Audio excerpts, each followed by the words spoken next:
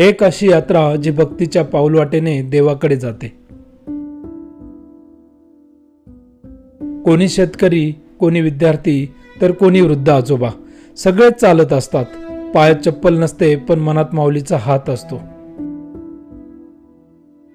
एखादी आरती, एखादा गजर किंवा फक्त निसर्गातल्या ते शांत पावलांचा आवाज. वारी म्हणजे चालणं नसून चालता चालता हरवून जाणं आहे. स्वतःतून, अहंकारातून आणि देवाच्या वाटेवर सावरणं. रस्त्यावर चिखल आहे, कधी रात्र झाली तरी विश्रांती नाही, पण तरीही कुणी तक्रार करत नाही.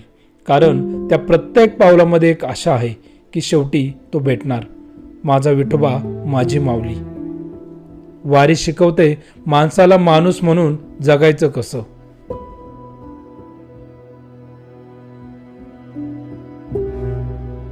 इथं कुणाचं नाव विचारलं जात नाही.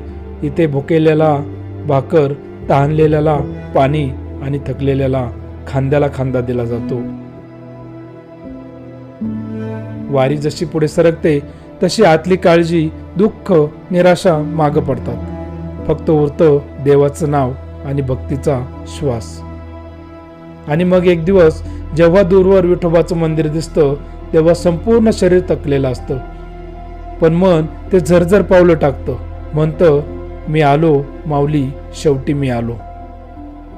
तो क्षण शब्दात मावत नाही, कारण वारी फक्त चालून नाही समजत, ती अनुभवूनच समजते.